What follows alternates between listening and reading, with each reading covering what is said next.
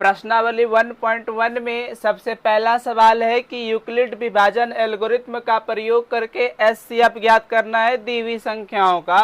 तो first number जो है आपका वो है 135 और 225 का जो है यूक्लिड विभाजन एल्गोरिथ्म विधि से एचसीएफ ज्ञात करना है।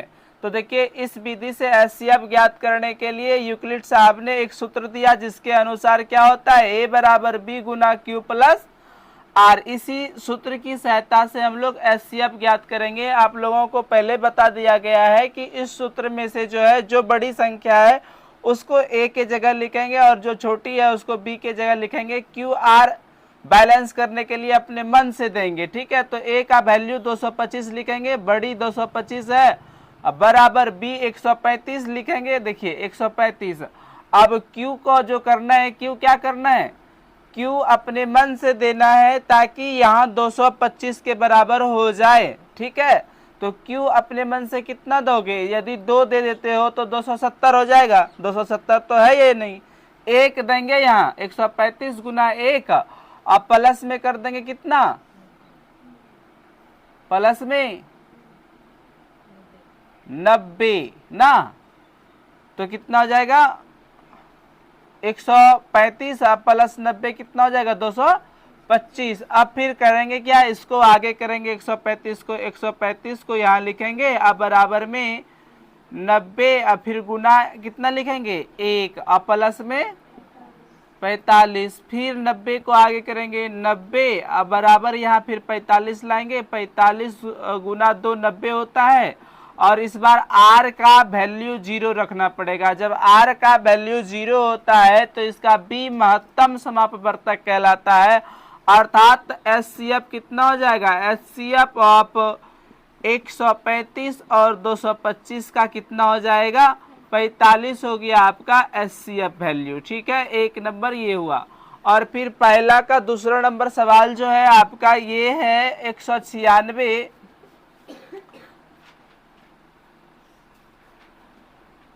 इसका एचसीएफ वैल्यू निकालना है। तो इसमें से देखिए यूक्लिड विभाजन का सूत्र होता है क्या, ए बराबर बी गुना क्यू प्लस आर। तो इसके लिए देखिए जो बड़ी संख्या है उसको ए लिखेंगे तो इसमें ए है कितना 38220 और फिर बी के जगह लिखना है 196। तो इसको भाग लगाने पर पता चलता है 196 से 38220 में भाग लगाने पर पता चलता है कि 195 बार में पूरा विभाजित हो जाता है और शेषफल एक बार में ही क्या 0, आर का वैल्यू एक बार में ही 0 होता है। तो इसका एचसीएफ वैल्यू क्या हो जाएगा बी। जब आर 0 तो इसका एचसीएफ क्या हो जाएगा बी। तो लिखेंगे एचसीएफ ऑफ 196 और 38220 का कितना हो जाएगा 196। एचसीएफ वैल्यू कितना हो जाएगा 196। फिर थर्ड नंबर आपका सवाल है, थर्ड नंबर में है 867 और 255। तो करेंगे इसको, सूत्र होता है यूक्लिड विभाजन एल्गोरिथ्म का ए बराबर बी गुना क्यू प्लस आर। इस पर रखेंगे ए का वैल्यू बड़े वाले का लिखते हैं 867 बराबर 255 में कितना से गुना करोगे 2 से गुना करने के बाद कितना आता है, देखिए 3 से गुना करिए, 3 से गुना करने के बाद कितना आता है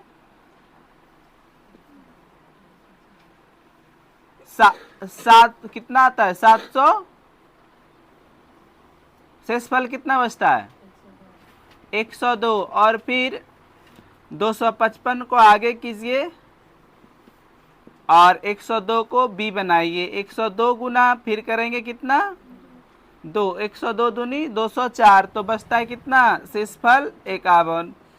फिर 102 को आगे करना है, 102 को आगे कीजिए और फिर 51 गुना करेंगे कितना 2, 51 दूनी कितना होता है 102। इस बार शेषफल क्या आ गया 0। जब शेष 0 तो इसका बी महत्तम समापवर्तक कहलाता है। इसलिए एचसीएफ वैल्यू ऑफ 867 और 255 का कितना हो जाएगा 51, ठीक है।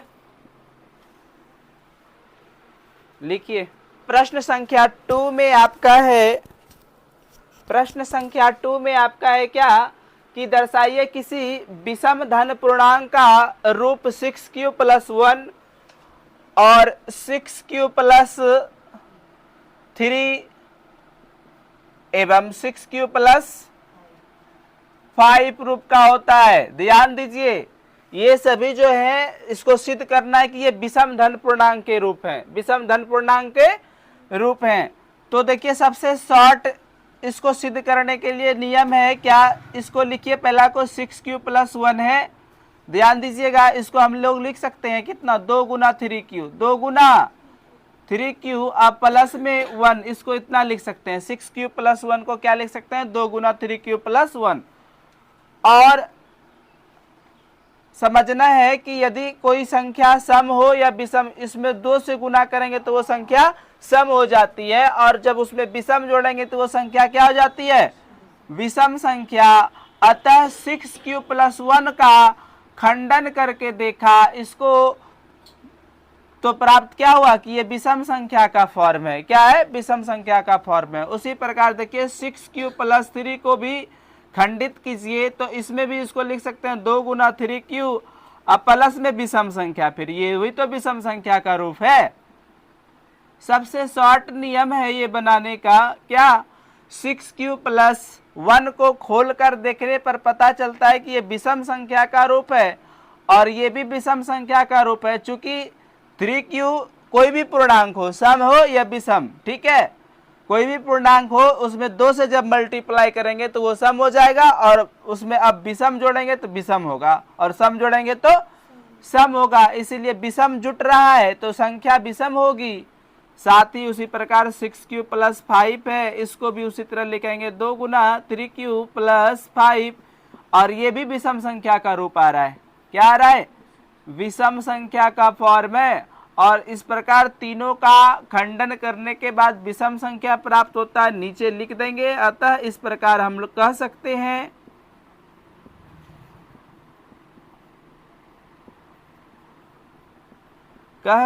हैं कि किसी विषम धन पूर्णांक का रूप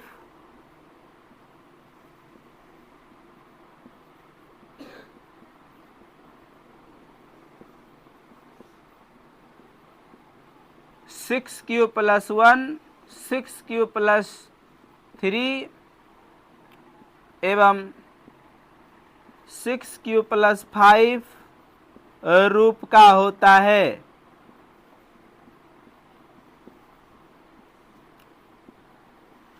देखिए इसके अतिरिक्त आप लोगों को ये भी ध्यान में रखना है कि ये तो विषम धन पूर्णांक का रूप है।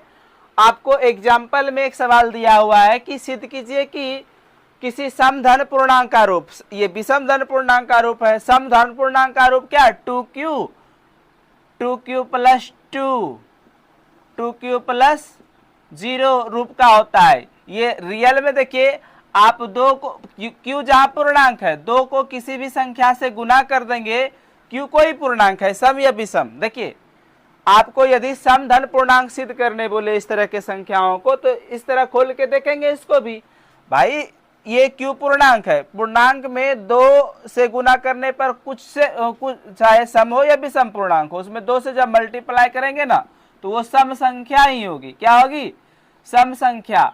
और फिर देखिए ये इसको भी खोल कर देखेंगे तो 2 गुना q, 2 गुना एक पूर्णांक है, आप प्लस में एक सम संख्या, सम या विषम में 2 से गुना करने के बाद वो संख्याएं सम होती है, और उसमें सम जोड़ेंगे तो वो संख्या सम होगी। इसको भी खोलने के बाद पता चलता है ये सम है। तो आपको इस सवाल के अतिरिक्त, देखिए ये एक्सरसाइज में सवाल है और ऐसा सवाल एग्जाम्पल में, कभी कभी एग्जाम में जो है आपको इसका विपरीत पूछेगा कि ये विषम धन पूर्णांक का रूप इतना है, और सिद्ध कीजिए कि सम धन पूर्णांक का रूप 2q + 2, 2q + 0 फॉर्म का है। तो आपको इसको इसी तरह दर्शाना है, खोल के देखना है कि ये सम धन पूर्णांक है तो लिख देना आता है। इस प्रकार हम लोग कह सकते हैं कि विषम धन, वहां लिखेंगे सम धन पूर्णांक का रूप 2q प्लस 2 रूप का होता है। ठीक है, इसी तरह बनाएंगे यदि हमको कहेगा सम धन पूर्णांक को शो करने के लिए। तो ये प्रश्न संख्या 3 में 616 सदस्यों वाली एवं 32 सदस्यों वाली 2 आर्मी के टुकड़े, सेनाओं की टुकड़ी है और इसको जो है आगे पीछे मार्च करना है, जिसमें की कहता है दोनों में समान स्तंभों की संख्या हो, कितना संख्याओं में ये मार्च करे कि दोनों में समान हो, मतलब दोनों में उभयनिष्ठ कह रहा है। और अधिकतम सेना कितना लगेगा, अधिकतम सेना कितना मार्च करेगा। अधिकतम की जहां बात आती है तो फिर क्या करते हैं, उसका एचसीएफ निकालते हैं। क्या करते हैं, एचसीएफ निकालते हैं। तो 616 सदस्यों वाली और 32 सदस्यों वाले सेनाओं के गुच्छों का हम लोग क्या करेंगे, एचसीएफ निकालेंगे। बस अधिकतम संख्या निकल जाएगी जिसमें वो मार्च कर सकते हैं। तो लिखेंगे, देखिए यूक्लिड विभाजन से इसका एचसीएफ ज्ञात कर लीजिए 616 और 32 का। तो यूक्लिड विभाजन में क्या होता है, ए बराबर बी गुना क्यू प्लस आर। तो आपका ए का वैल्यू तो बताए हैं, जो सबसे दोनों संख्याओं में से बड़ी है उसको ए लिखना है। और 32 क्यू का वैल्यू कितना, अब प्लस में 8। फिर देखिए आपका ये 32 आगे आ जाएगा और फिर 8 चौका 32 और आर आ गया 0। इस बार आर जब 0 तो एचसीएफ वैल्यू क्या कहलाएगा, बी। एचसीएफ ऑफ 616 और 32 का हो गया कितना, 8। एचसीएफ कितना हो गया, 8। तो 8 स्तंभों में वो मार्च कर सकते हैं दोनों सेना की टुकड़ी। ये उत्तर हो जाएगा आपका। लिखिए प्रश्न संख्या 4 में कह रहा है कि दर्शाइए कि किसी धनात्मक पूर्णांक का वर्ग करने पर जो है 3m या 3m प्लस 1 रूप का आता है। तो संकेत में देखिए, संकेत में कुछ पूर्णांक दिए गए हैं। सवाल नंबर 4 के संकेत में हिंस में दिया गया है नीचे कि मान लीजिए कोई धन पूर्णांक कितना 3q प्लस 1 3q प्लस 2 है। तो उसी प्रकार ये हिंस से हम लोग लिखते हैं पहले सवाल को बनाने के लिए। माना कोई धन पूर्णांक हिंस में दिया है 3q प्लस 1 एवं 3q प्लस 2 है। ये आपका क्या है, दिया हुआ है धन पूर्णांक। तो इसको सिद्ध करना है कि इसका जब वर्ग करेंगे ना, ये 3m या 3m प्लस 1 फॉर्म का ही आएगा। तो सबसे पहला पूर्णांक माने हैं 3q, इसका स्क्वायर कीजिए। वर्ग मतलब स्क्वायर करना। 3q का स्क्वायर करोगे तो क्या हो जाएगा, 3q का स्क्वायर 3 तिया 9q का स्क्वायर हो जाएगा। इसमें 3 कॉमन कर लीजिए। 3 क्या कीजिए, कॉमन। तो 3 3 जा 9, 3q स्क्वायर बचेगा। और जहां q एक पूर्णांक है, 3q स्क्वायर को m मान लेंगे। क्या मान लेंगे, और जहां m एक पूर्णांक है, जहां m एक पूर्णांक है, m एक पूर्णांक है। तो देखिए पहला धन पूर्णांक का वर्ग किए ना तो क्या आता है, ये 3m रूप का ही आता है। 3m रूप का आता है कि नहीं आता है। मान लिया कोई धन पूर्णांक कितना इतना है, ये हिंस में दिया हुआ था, इसलिए इसी तीनों धन पूर्णांक को मान लिए। अब क्या कर रहे हैं, वर्ग करने पर, क्या करने पर, वर्ग करने पर पहला धन पूर्णांक आपका 3q है, इसका जब वर्ग करने पर लिखेंगे, वर्ग करने पर तो वर्ग करने पर क्या हो जाएगा, 3 3 जा 9 और 9q का स्क्वायर। और देखिए इसमें 3 कॉमन लेके 3q स्क्वायर इतना को मानेंगे m, जहां m एक पूर्णांक है तो हम इसको लिख सकते हैं 3m। क्या लिख सकते हैं, 3m। अतः हम पहला धन पूर्णांक का जब स्क्वायर किया तो सच में ये 3m रूप का आता है। इसी प्रकार दूसरा चेक कीजिए, दूसरा धन पूर्णांक कितना माने हैं, 3q प्लस 1। इसका भी वर्ग कीजिए, इसका भी वर्ग कीजिए। तो वर्ग करने पर क्या होता है, देखिए a प्लस बी के होल स्क्वायर पर इसको तोड़ेंगे। a प्लस बी का होल स्क्वायर बराबर क्या होता है, a का स्क्वायर 3q का स्क्वायर हो जाएगा, प्लस में 2ab होता है, 2ab, b के जगह 1 है, प्लस में b का स्क्वायर, 1 का स्क्वायर। इसको देखिए हल कीजिए, क्या हो जाएगा, 3 3 जा 9, 9q स्क्वायर हो जाएगा, 9q स्क्वायर प्लस में 3 दूनी 6q प्लस में 1, प्लस में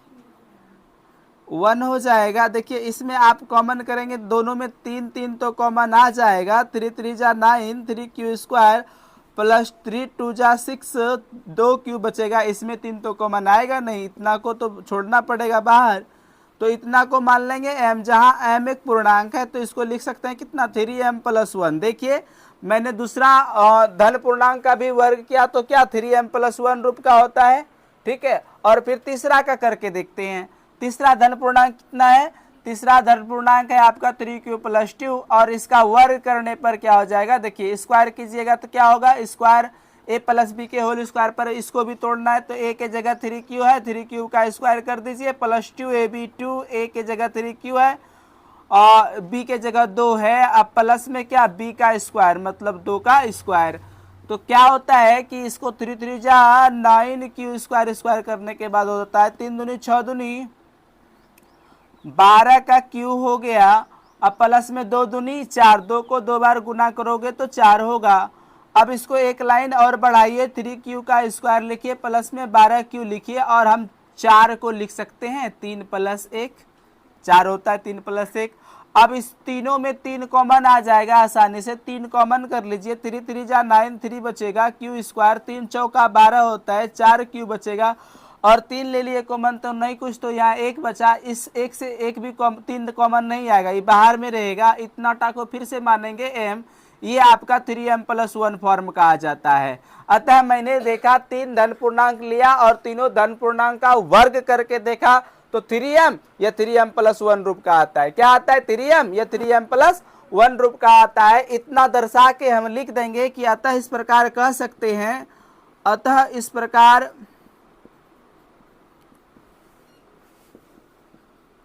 कह सकते हैं कि किसी धन पूर्णांक का, किसी धनात्मक पूर्णांक का वर्ग 3m या 3m प्लस 1 रूप का होता है।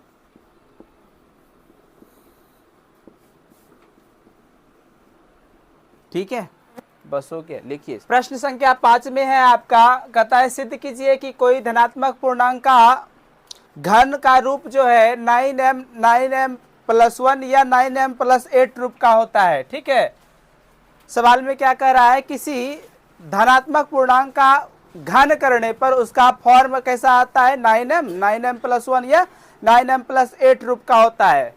तो दिखाना है, इसीलिए देखिए 4 नंबर के हिंस में धनात्मक पूर्णांक माना गया था 3q प्लस 1, 3q प्लस 2, इसीलिए हम 5 नंबर में भी माना कोई धनात्मक पूर्णांक 3q प्लस 1 एवं 3q प्लस 2 है।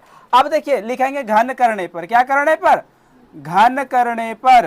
तो घन करने पर पहला पूर्णांक क्या माने हैं, पहला पूर्णांक है आपका 3q का घन कीजिए, घन मतलब पावर 3 बार इसको गुना कीजिएगा तो 3 तिया 9 तिया 27 क्यूब का क्यूब होगा।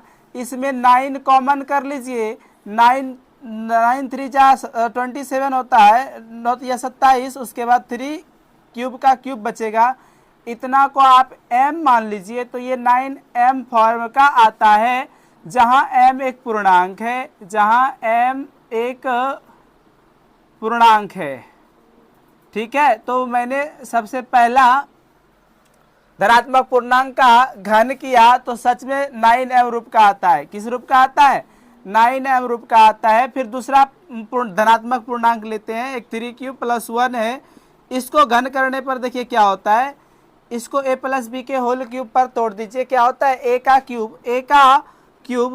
का क्यूब कर दीजिए, प्लस में 3a स्क्वायर बी, 3a के जगह है आपका 3q का स्क्वायर, 3a स्क्वायर B plus 3ab square, 3ab का स्क्वायर मतलब 1 का स्क्वायर प्लस में b का क्यूब, 1 का क्यूब हो जाएगा। देखिए इसको हल करने के बाद 3 तिया 9 तिया 27 क्यूब का क्यूब होगा, अब प्लस में 3 तिया 9 तिया 27 क्यूब और प्लस में 3 तिया 9 क्यूब प्लस में 1। तो इसमें देखिए 9 कॉमन कीजिए, 9 3 जा 27, 3 क्यूब का क्यूब बचेगा, प्लस में 3 क्यूब, प्लस में 9 कॉमन करने के बाद सिर्फ क्यूब बचेगा, इसमें 9 कॉमन आएगा नहीं, इस ये बाहर में 1 और ये इतना को मानेंगे m, और फिर देखिए 9m प्लस 1 फॉर्म का आता है।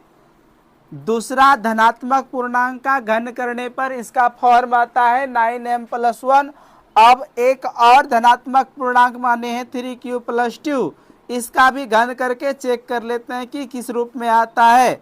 तो a प्लस बी के होल क्यूब में इसको भी तोड़ेंगे तो सूत्र होता है a का क्यूब प्लस 3a स्क्वायर बी, 3a का square B, 3ab square, 3a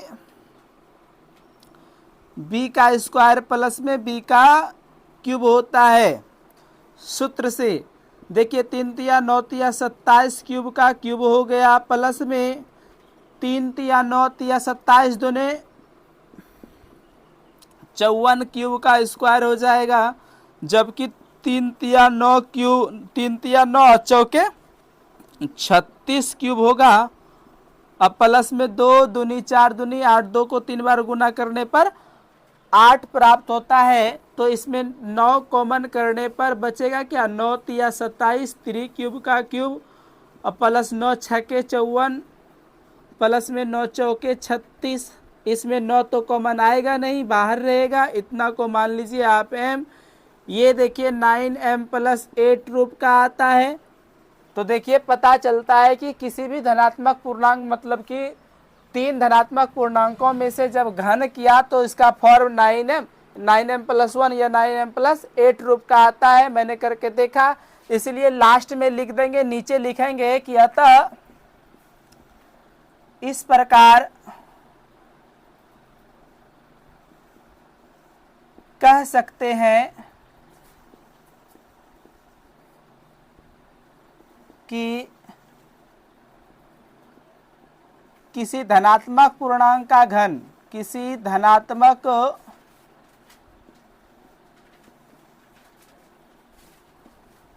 पूर्णांक का घन 9m प्लस 1 या 9m प्लस 8 रूप का होता है।